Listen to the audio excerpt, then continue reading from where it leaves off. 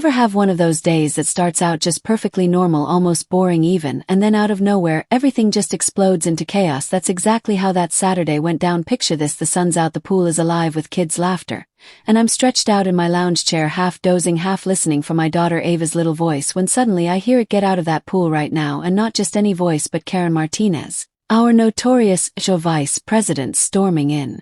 Like she owns the place, face all red, that damn clipboard clutched so tight I thought it might snap in half. My heart sank. But you know what, at that point I figured it was just another one of her dramatic performances. Ava, just 5 and totally innocent, is clutching her bright orange starfish floaty, looking at Karen with these wide, confused eyes. I stood up, half hoping Karen was just going to read us the riot act and move on, but she zeroes in, pointing at Ava like my kid just robbed a bank. "That's unauthorized pool equipment violation of HOA Regulation 47B." The way she said it, you'd think Ava's floaty was a weapon of mass destruction. All around us, the other parents start glancing over, whispering. I tried to keep it calm. "Karen, it's a pool toy. She's 5, she's safe, she's not bothering anybody." But Karen wasn't having any of it. She ramped it up. "Just a pool toy. This is a respectable community. I will not tolerate rule breakers." I caught my friend Maria's eye. She was shaking her head, whispering she fined the Johnsons $200 last week for having the wrong colored towels. It was honestly almost funny, except for the fact that Ava started crying, and you know, that just hit me right in the gut. Karen's voice just kept getting louder, and suddenly she's not even talking about the floaty anymore. "I've been watching you and your spoiled brat all summer. You think you're better than everyone else." That brat word, that was it for me. I could feel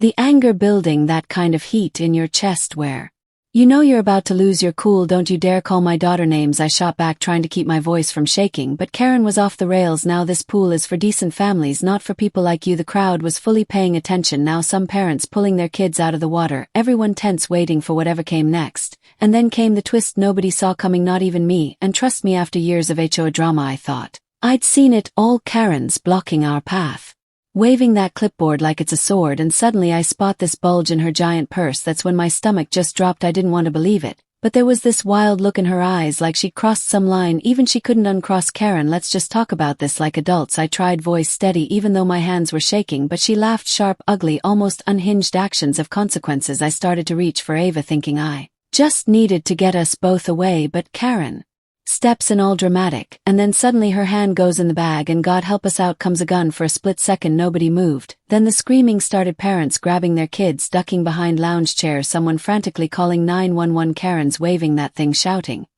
"You think you can walk away? I make the rules here." My whole body just went cold. I remember yelling, "Put that away, there are children here."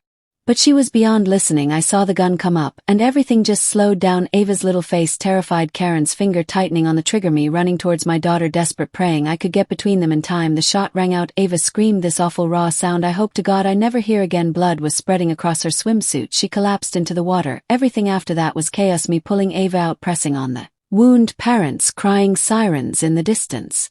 Karen just standing there stunned, mumbling about rules and standards like she wasn't even in the same reality as the rest of us. Mr. Rodriguez, bless him, was the one who shouted at her to drop the gun, and when she did, it hit the concrete with a clatter, but the look in her eyes still defiant even after all. That was something I'll never forget. Paramedics arrived fast. I barely remember getting to the hospital, just Ava's tiny hand gripping mine, her voice so small, "Mama, it hurts." My husband David showed up, white as a sheet, trying to hold it together while I explained that yes, some woman had shot our baby over a pool toy. The news spread before we could even process it. Maria and our neighbors brought food, blankets, and every bit of support you can imagine. As we waited, the stories came pouring out. Karen had reported Mrs. Chin's gnomes called animal control on Mr. Thompson's old dog, tried to get a wheelchair ramp removed because it ruined the neighborhood aesthetic. All those little acts of cruelty finally coming into the light. Hours later the surgeon came out. Ava would live. The bullet missed her major organs, but she'd need time to heal. Relief, anger, everything just crashed over me, and all I could think was, for what? Because of a pool floaty. By the next day the story was everywhere. HOA official shoots child over pool toy. Social media blew up. #justice for Ava was trending. Video from a parent's phone went viral. Millions watched Karen's meltdown, and the moment she pulled the trigger people were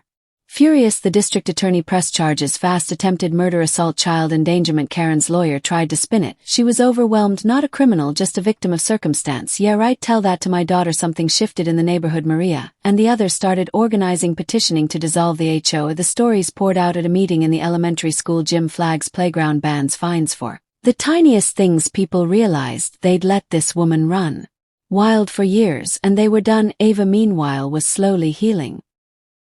But the nightmares stuck around. She'd wake up screaming about the angry lady, refused to go near water. Child psychologists worked with her. Every day one afternoon she asked me, "Mommy, why did the lady hurt me? I just wanted to play with Mr. Starfish. How do you answer that some people have broken parts inside? Baby, it wasn't your fault." She stared up at me. Will she come back? No, sweetheart, she's somewhere. She can't hurt anybody anymore. Karen's bail hearing turned into a circus. Protesters outside the courtroom packed. The judge wasn't having any of her lawyer's nonsense. Bail denied, straight to jail. I heard later her boss fired her, her family disowned her, her husband filed for divorce. Even her sister said she couldn't defend what Karen had done, but honestly none of that made me feel any better. I just wanted her to understand what she'd stolen from us. 2 months later the trial started. The evidence was rock-solid: video witnesses, medical reports, all of it. Karen's defense tried every excuse.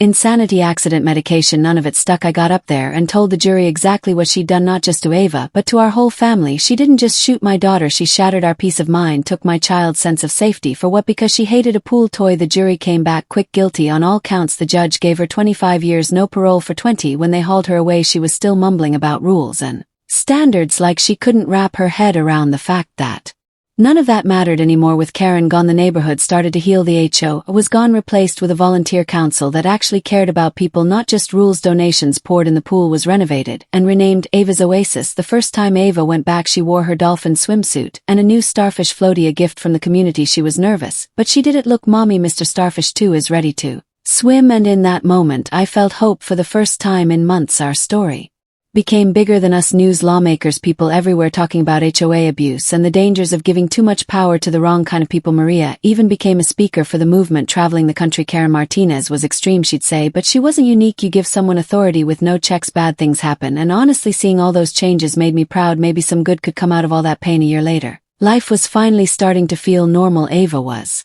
thriving, still saw a counselor sometimes, and she talked about becoming a cop so she could catch bad guys like the angry lady. Karen's appeals were all denied. Last I heard she barely spoke to anyone, even in prison. I don't hate her, I just hope she never gets out. David and I are closer than ever. And our little community, well, we're not just neighbors now, we're friends. Every year we throw a huge pool party, music, food, kids everywhere, and every time I hear Ava laughing in the water I think Karen tried to break us, but all she did was make us stronger. The pool that was once a place of fear is now a symbol of everything we fought for: joy, unity, and a kind of courage I didn't know I had. So if you're still with me, yeah, that happened. And if you ever wonder if standing up to bullies matters, trust me, it does. You fight back, you pull your people close, and you never ever let anyone like Carrie take away what makes your community a home. Now I'd love to hear your thoughts. Did justice win, or is there more we should have done? Drop your comments below. Let's talk about what real justice looks like and how we make sure something like this never happens.